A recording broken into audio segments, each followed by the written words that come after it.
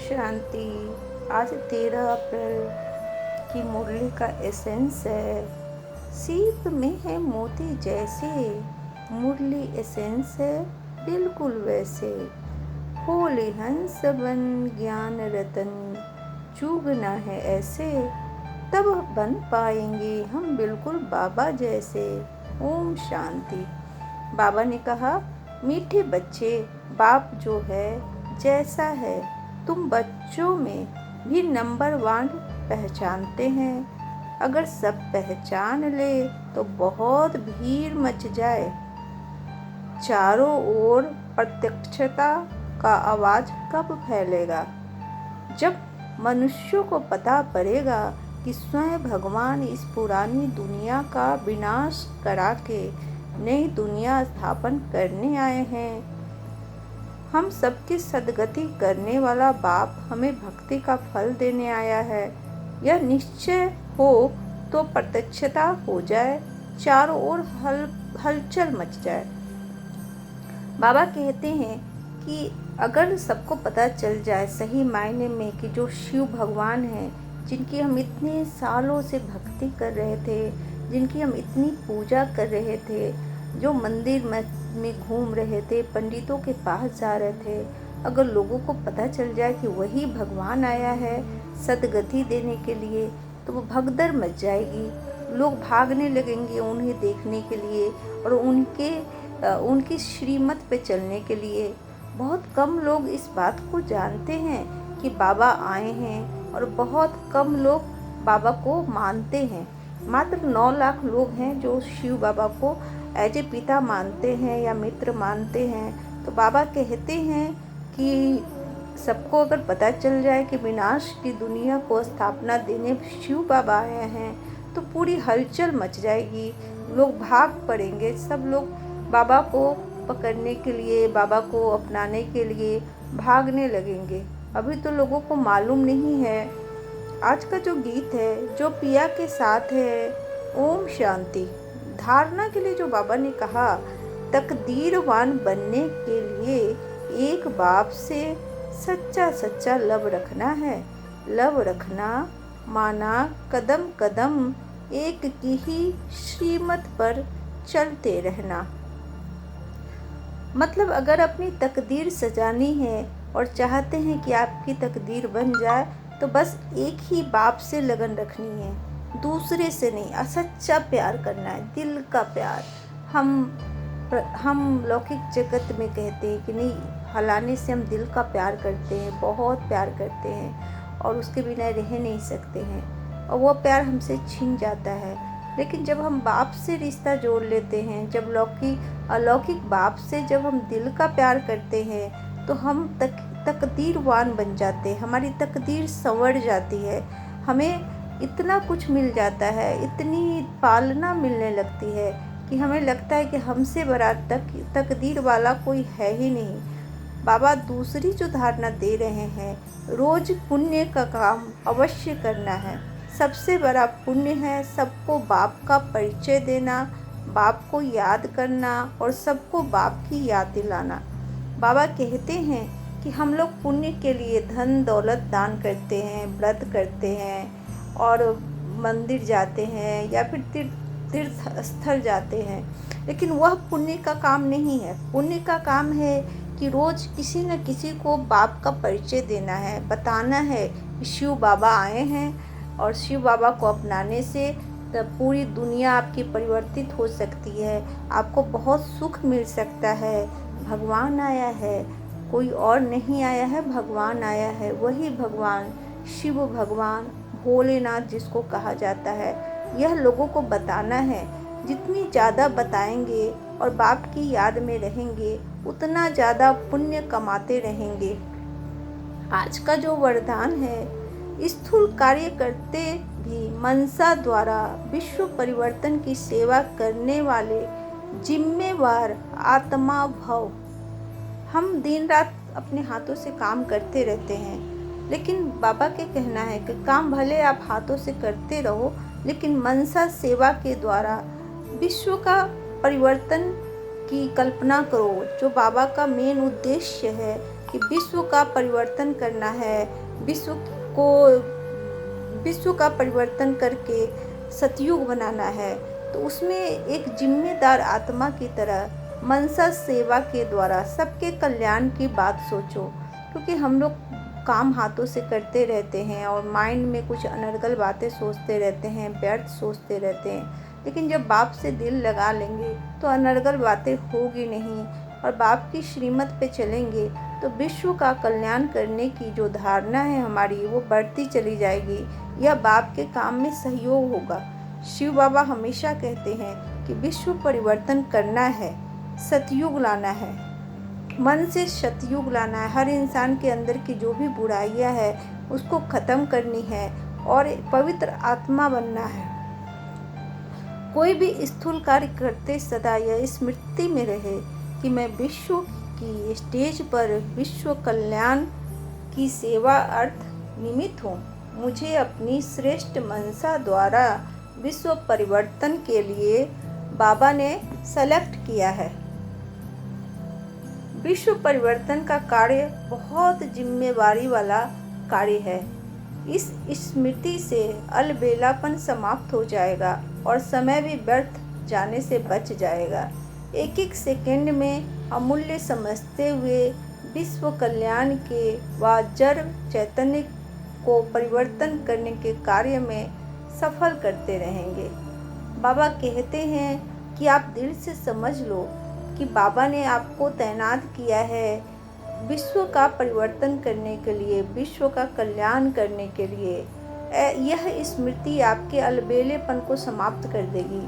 अलबेलापन का मतलब होता है कि अपने आप में मग्न रहना और अपने आप में व्यर्थ चूनते रहना और अपने आप की दुनिया में देह भान में रहकर कुछ भी अनर्गल सोचना, कुछ भी बोल देना और कैसे भी जी लेना। तो उससे क्या समय भी व्यर्थ हो जाएगा और ज़िंदगी भी व्यर्थ हो जाएगी। तो सबसे श्रेष्ठ जो काम है वह है मनसा द्वारा विश्व को परिवर्तन करने में बाबा का सहयोग करना। इससे आपका समय भी बचेगा और बहुत बड़ा पुण्य का काम भी हो जाएगा। एक एक सेकंड बहुत अनमोल है।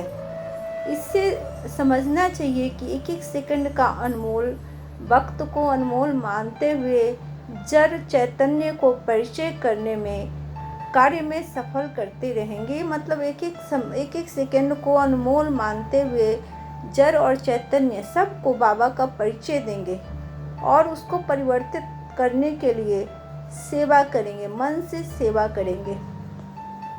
स्लोगन में बाबा ने कहा, अभी योद्धा बनने की बजाय निरंतर योगी बनो। बाबा कहते हैं कि जो तुम योद्धा बने हुए रहते हो, योद्धा का मतलब है मन में जो युद्ध चलता रहता है। हमारे अंदर कितने युद्ध चलते हैं, कितने सारे रिश्ते हैं, कितना सारा काम है, कुछ काम हो पाता है, नहीं हो पाता है, किसी से लड़ाई हो जाती है, किसी पर गुस्सा आ जाता है। तो बाबा कहते हैं जो अपने अंदर युद्ध करते रहते हो, दुखी होते रहते हो और हमेशा कुछ न कुछ अनर्गल सोचते रहते हो, तो इससे अच्छा है कि बाप से दिल लगा लो, योग करो। अगर बाप से दिल लगाकर योग करोगे तो योद्धा बनने की ज़रूरत नहीं है, अपने आप से युद्ध करने की ज़रूरत नहीं है। हमेशा मन खुश रहेगा, प्रसन्न रहेगा, हमेशा जैसे मन में अमृत बरसता रहेगा। नशे में रहोगे कि मेरा बाप शिव है और मैं उनके बच्ची हूँ या उनका बच्चा हूँ। तो बाबा का स्लोगन बहुत अच्छा है कि निरंतर योगी रहो, योग की अवस्था में काम करो और इस नशे में धुत रहो कि मेरा बाप शिव है, मेरा हर काम हुआ ही पड़ा हुआ है, मेरे किसी भी काम में विघ्न होना ही नहीं है। ऐसा सोच के चलेंगे तो समझो कि योगी बन जाएंगे।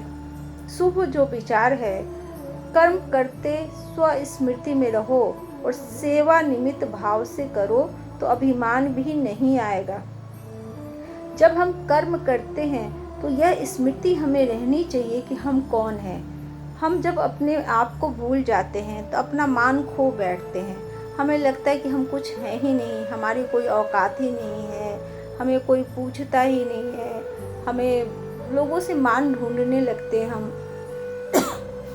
और ऐसी स्थिति में हमें बहुत दुख होता है। बाबा कहते कि स्वस्मृति में रहो कि मैं कौन हूँ।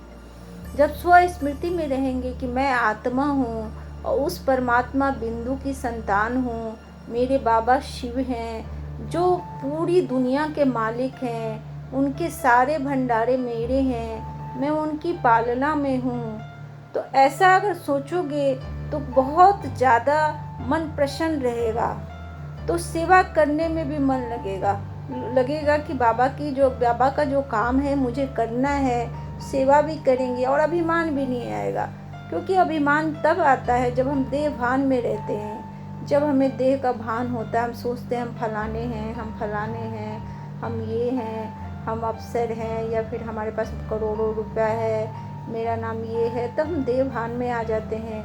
और देह भान में रहते हुए हमें बहुत कष्ट होता है, क्योंकि हम हमेशा देह भान में रहते तो मान खोजने लगते हैं, अपमान की भावना आ जाती है, गुस्सा आ जाता है, नफरत आ जाती है, ईर्ष्या आ जाती है, बहुत सारे जो दुष्कर्म हैं, जो पाप है वो हम करने लगते हैं। तो बाबा कहते अपनी स्मृति में रहो कि तुम यहाँ क्यों आए हो, यह जो नाटक है, यह जो ड्रामा है, इसके तुम पात्र हो, और तुम्हारा रोल ख़त्म होगा तो तुम वापस परम धाम आ जाओगे।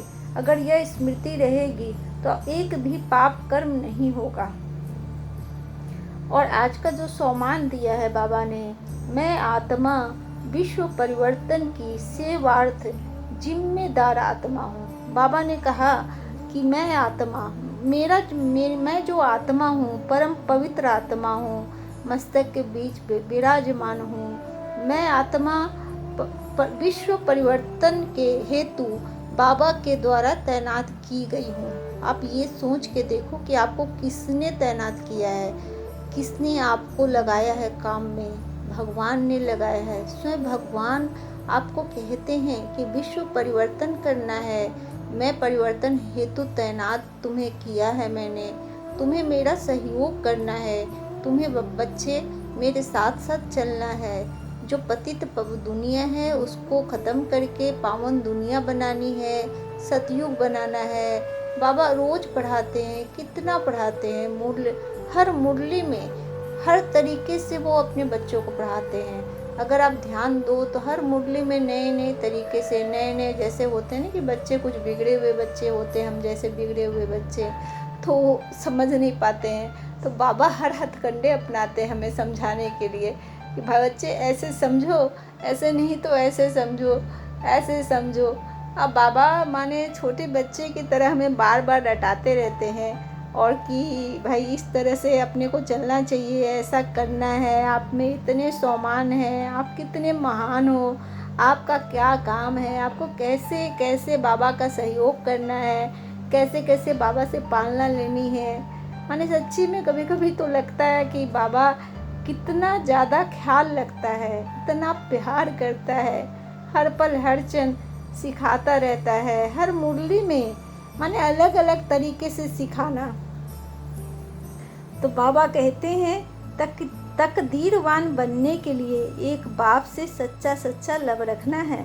अगर अपनी तकदीर बनानी है, अगर अपने आप की तकदीर बनानी है तो बस एक बाप से दिल लगाना है, मैं और मेरा बाबा, दूसरा न कोई। जो हम लोग दुनिया भर के रिलेशन से और दुनिया भर के लोगों से जो लव करते हैं, वो सारा लव एक जगह इकट्ठा करके एक जगह सिर्फ बाबा से लव करना है, बाकी किसी से नहीं लव करना है।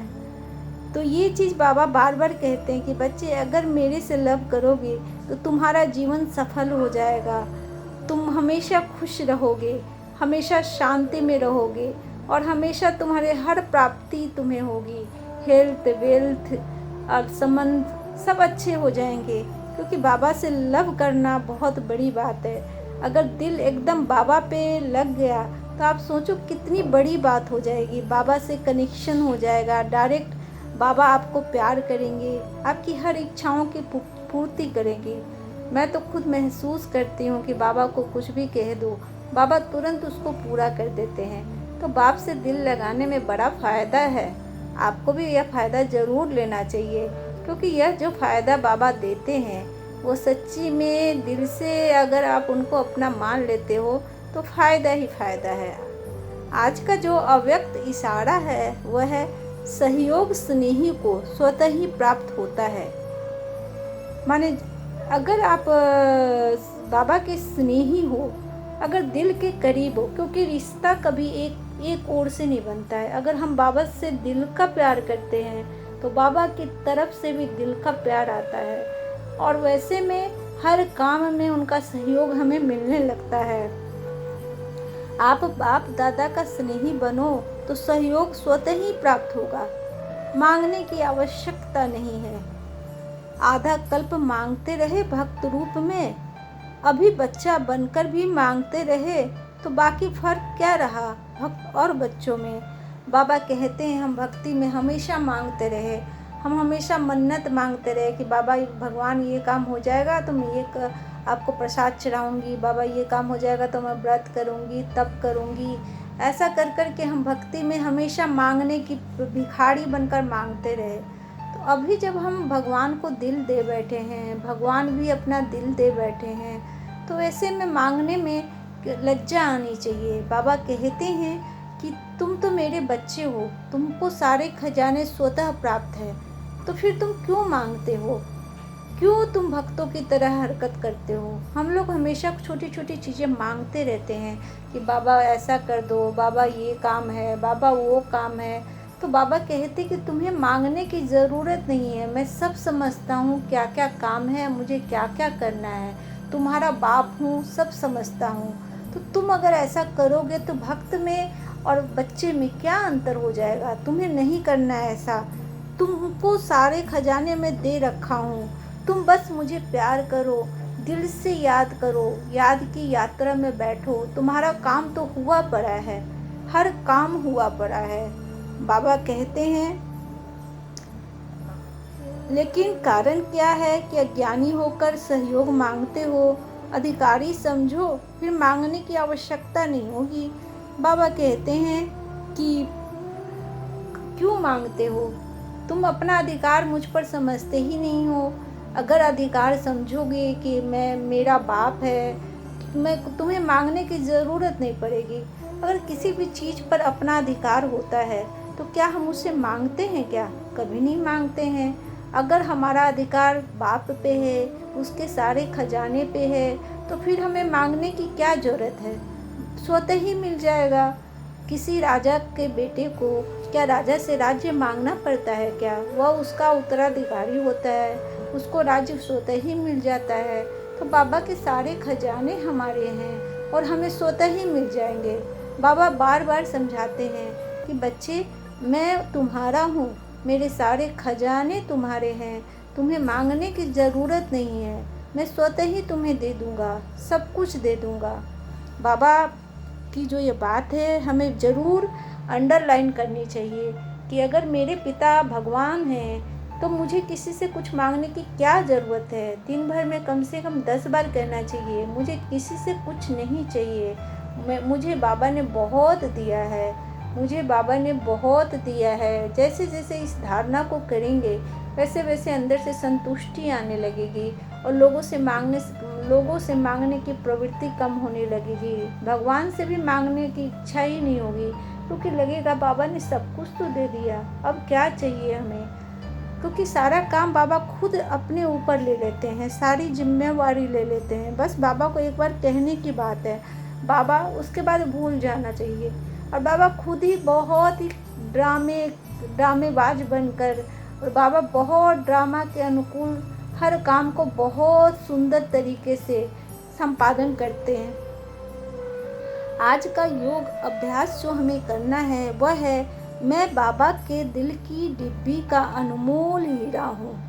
आप सोचिए कितनी बड़ी बात बाबा ने कही है, मैं बाबा के दिल की डब्बे का अनमोल हीरा हूँ। माने बाबा के दिल में बसा हुआ अनमोल हीरा जिसकी कोई कीमत नहीं है। बाबा इतना प्यार करता है, इतना प्यार करता है अपने बच्चे से। आप सोचो कि हमें कितना करना चाहिए। बाबा हमें इतने सम्मान देता है कि हम कितने अनमोल हैं। बाबा बार बार एहसास दिलाता है हमें कि हम कितने अनमोल हैं भगवान की नज़रों में। तो अपने आप को हमें उतना ही अनमोल समझना चाहिए और अनमोल समझ के बाप की याद में डूबे रहना चाहिए, क्योंकि एक बाबा दूसरा न कोई। बहुत बड़ी बड़ी बातें बाबा कहते हैं, अपने बच्चों से बहुत प्यार करते हैं बाबा। लौकिक जगत का बाप इतना कभी प्यार नहीं कर सकता। तो योग अभ्यास के लिए जो बातें हैं वो आप ध्यान से सुनेंगे और फिर इसे योग अभ्यास में लाएंगे। मैं भाग्यवान और विशेष आत्मा परम धाम में दिलाराम बाबा के सम्मुख हूँ। महसूस करें कि आप भगवान के सामने बैठे हुए हैं, दिलाराम बाबा के सम्मुख बैठे हुए हैं, जो जो हर बात आपको अपना दिल देने के लिए रेडी है। वैसे बाबा के सामने आप बैठे हुए हैं।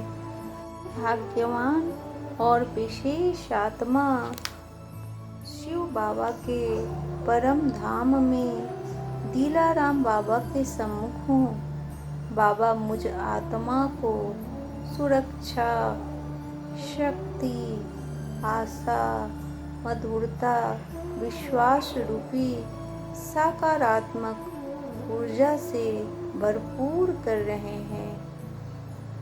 इन ऊर्जाओं से मेरे चारों ओर का वायुमंडल दिव्य और अलौकिक बन रहा है, जिससे विश्व की समस्त आत्माएं स्वयं को सुरक्षित और शक्तिशाली अनुभव कर रही है। मैं बाबा के दिल की डब्बी का अनमोल हीरा हूँ। इस योगाभ्यास को करें और बाबा को अपने दिल के करीब महसूस करें। आज का जो चिंतन है, दिलाराम बाबा ने मुझे प्रकृति के 5 तत्वों, विकारों, बुराइयों और भौतिकता के आकर्षणों से बचाकर अपने दिल की डब्बी में बंद कर लिया है, अपने दिल तख्त पर बैठाकर रखा है। चेक करें, मेरे दिल में एक बाबा के अलावा कोई दूसरा भी है क्या? आप हमेशा महसूस करें कि मेरे दिल में सिर्फ बाबा है। जैसे बाबा ने अपने दिल की डब्बी में हमें बैठाकर रख लिया है, हमें भी बाबा को अपने दिल की डब्बी में बैठाकर रख लेना है। मेरी बुद्धि देहधारियों में और संबंधों में तो नहीं जाती। इस बात का बार बार अभ्यास करें। दिन भर खुद की चेकिंग करें कि मेरी बुद्धि कहाँ कहाँ भटक रही है। बार बार उस बुद्धि को पकड़ के लाना है और बाप के योग में लगाना है, बाप की याद में लगाना है। तभी हम बाप से दिल का रिश्ता जोड़ पाएंगे और बाप से प्राप्तियां ले पाएंगे। तो हमेशा एक ही बात ध्यान रखें, मैं और बाबा, दूसरा न कोई। ओम शांति।